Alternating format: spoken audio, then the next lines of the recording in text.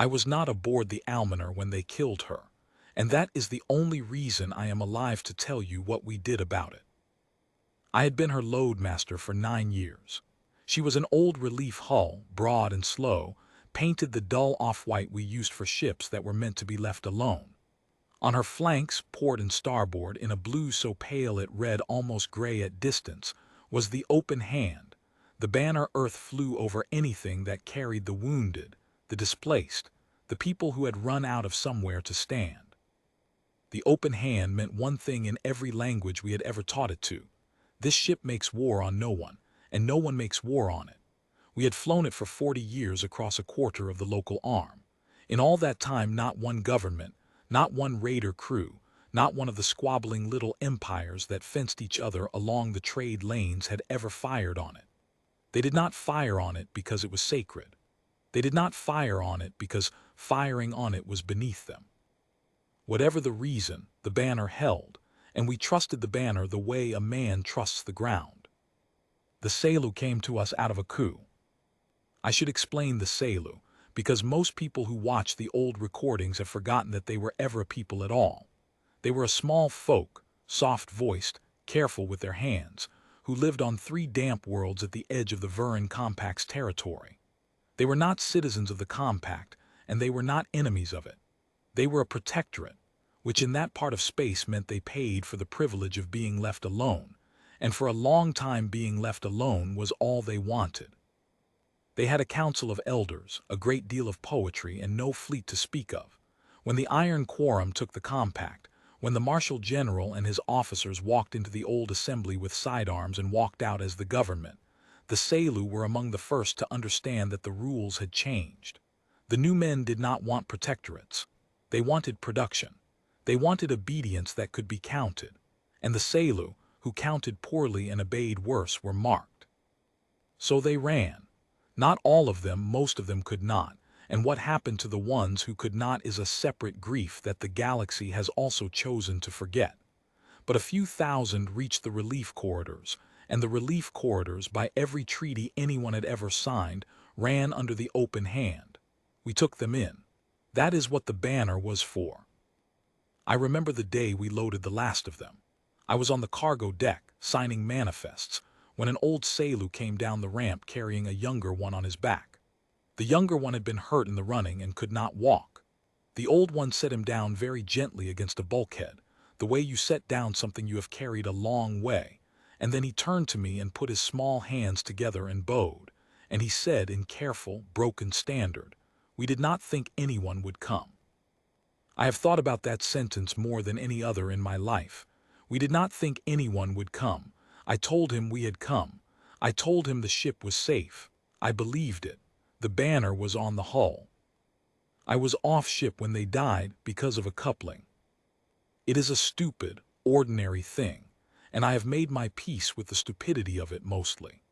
The Almoner needed a high-flow cryo coupling for her medical bay, and the only one in range was at a compact license depot 11 hours out, and I took a tender and went to get it, because that was my job, and because I did not for one moment imagine that 11 hours mattered. I was haggling with a depot clerk over the price of a part when the depot's traffic display lit up with a contact it did not have a category for. I looked up. I saw a Viren picket cruiser. I knew the silhouette. Everyone in that region knew the silhouette slide into the relief corridor where no warship was ever supposed to go. And I saw it open its forward ports, and I saw the Almoner, my Almoner, with the open hand on her flank and 4,000 people aboard her, the 4,000 and the old man and the boy he had carried, sitting still and slow and trusting in the lane where she was supposed to be safe. They did not hail her. They did not order her to stand down. They did not give the refugees up or demand them or negotiate. The Viren cruiser fired a ranging shot, corrected, and then fired for effect, and the Almoner came apart. I watched it on a depot display the size of my hand. She did not explode the way ships do in the recordings people enjoy. She broke. Her spine failed amidships and the two halves turned away from each other slowly, venting, and the venting was full of small things, and I made myself stop counting the small things. The whole of it took less than 90 seconds. The cruiser held position long enough to confirm the kill, and then it turned and went home. And on the way home, its commander filed a report that we recovered later, and the report said, in the flat administrative language of the Iron Quorum, pursuit concluded. Salo fugitives neutralized. No complications anticipated. No complications anticipated. I want you to hold those 3 words because they are the entire reason for everything that came after. The man who wrote them was not a monster in the way the recordings like to make monsters. He was a competent officer of a government that had done the arithmetic. The arithmetic said, humanity is a minor unaligned species with a small navy and a sentimental habit of running hospitals. They will protest. They will file with the corridor authority. They may impose a trade penalty. They will not fight, because fighting is expensive and they are not a serious people.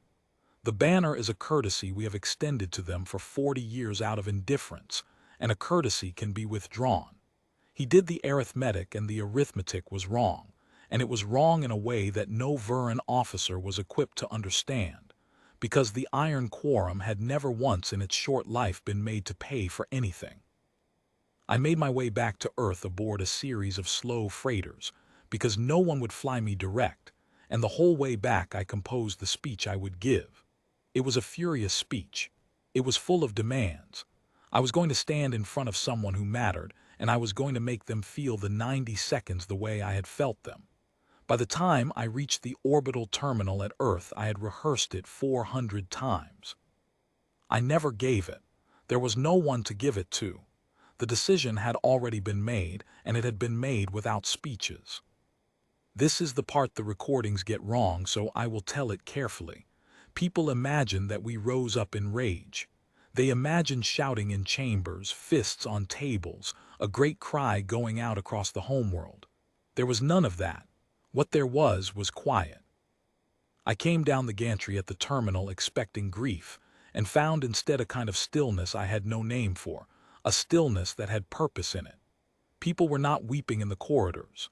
They were working.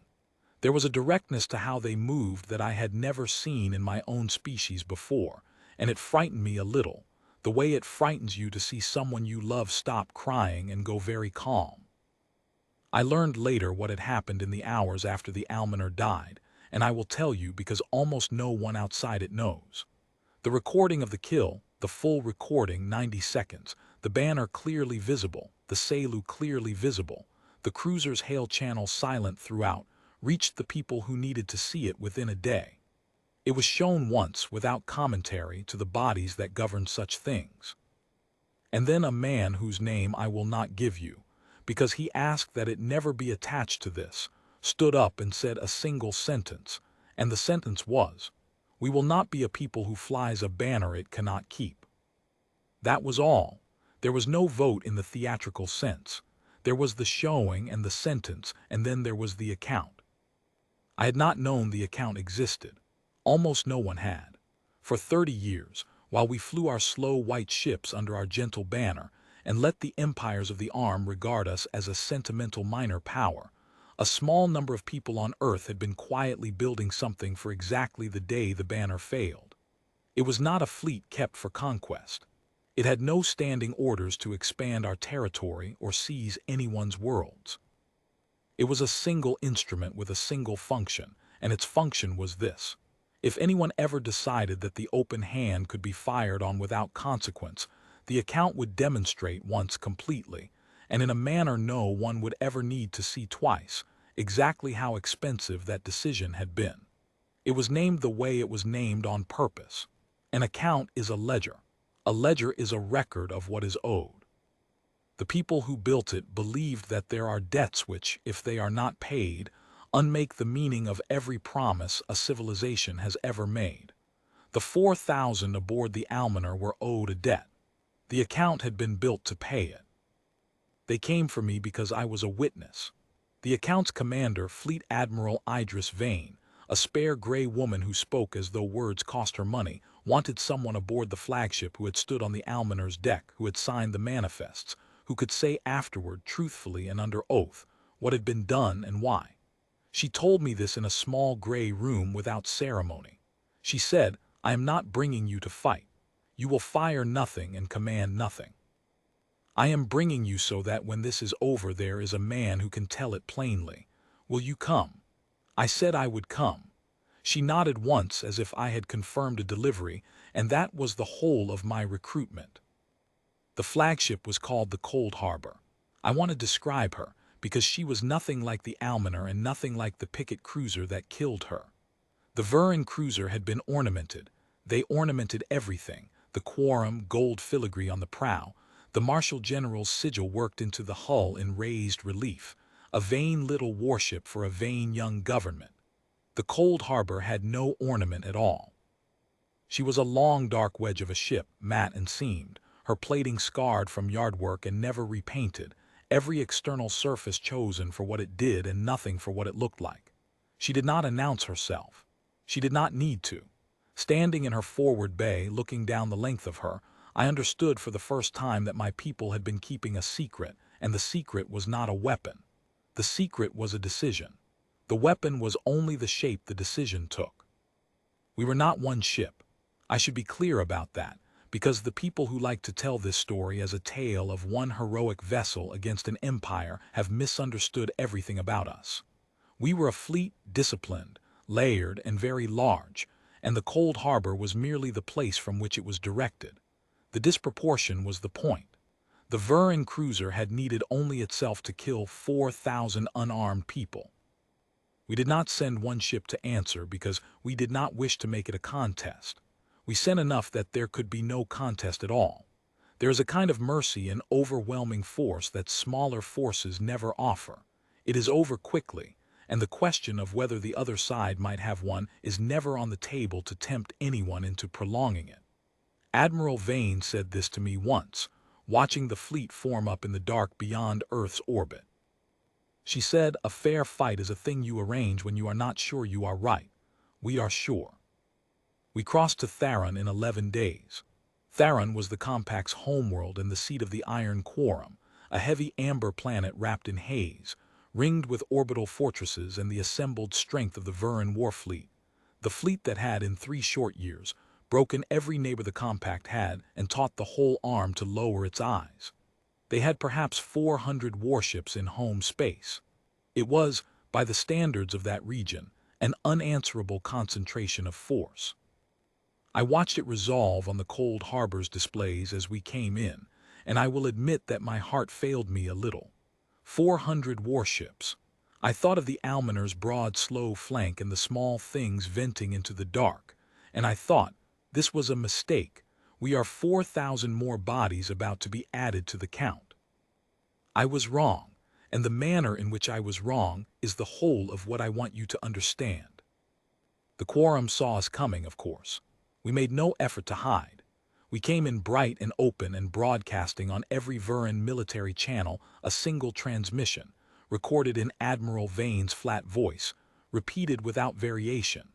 This is the response to the destruction of the relief vessel Almoner and the 4,000 persons aboard her, who flew under a banner of protection your government chose to fire upon. There will be no negotiation and no second warning.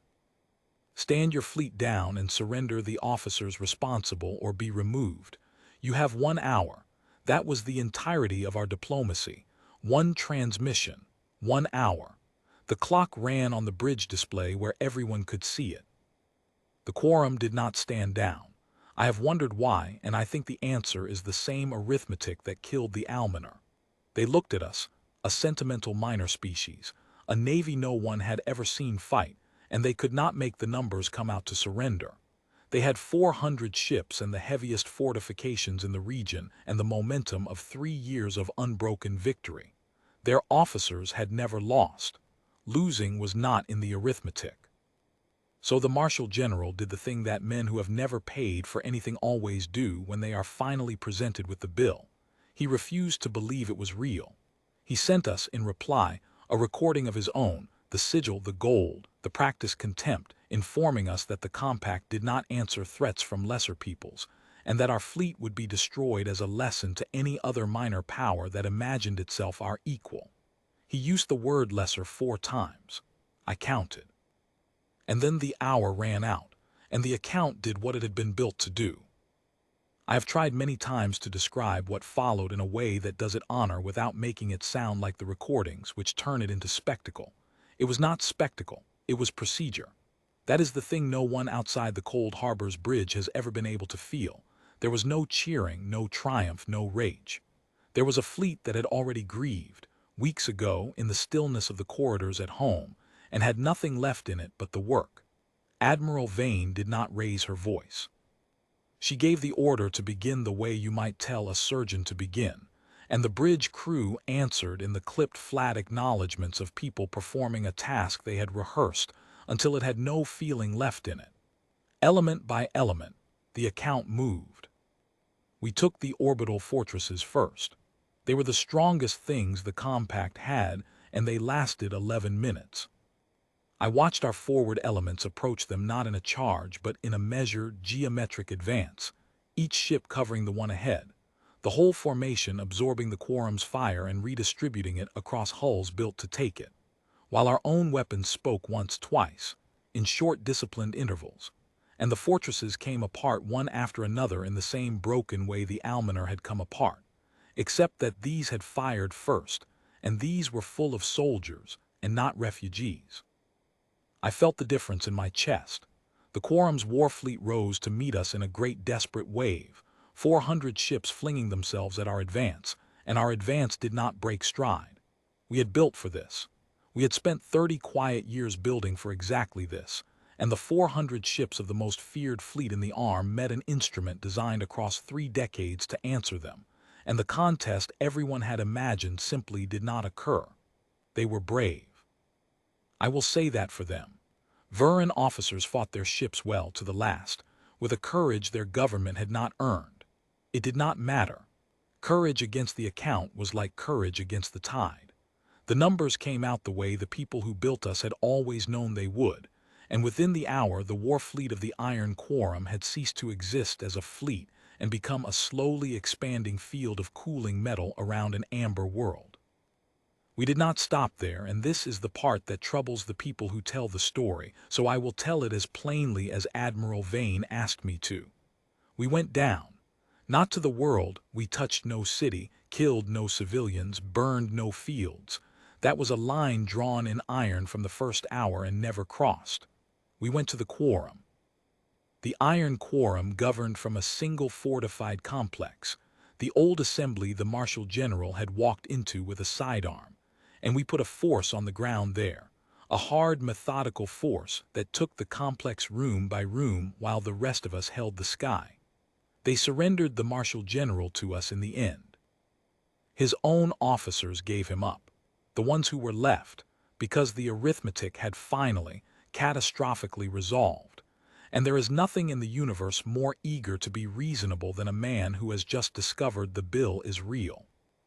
I was brought down to see it because I was the witness. They wanted me to see the man who had filed the report. He was smaller than I expected. They are always smaller than you expect. He stood in the wreck of his own assembly hall, stripped of the gold, and he looked at the human soldiers around him and at the dark fleet filling his sky, and he did the last thing his arithmetic had left him. He tried to negotiate. He offered terms. He offered tribute, alliance, the heads of the officers who had crewed the cruiser, anything, everything, and his voice climbed as he offered. And I watched Admiral Vane listen to all of it with the patience of a woman reading a manifest. When he was finished, she did not gloat. I want that on the record because the recordings invent a clever line for her here and she never said it. She did not tell him now you know what they felt. She did not make a speech about justice. She let the silence sit until his offers ran out, and then she said only, "The vessel you fired on was the Almoner. There were 4,000 aboard her. They had asked for nothing but to be left alone, and we promised them they would be, and you decided our promise was worth nothing because you decided we were nothing." She paused. "We are not going to do anything to you. We are going to do nothing to you. We are going to leave.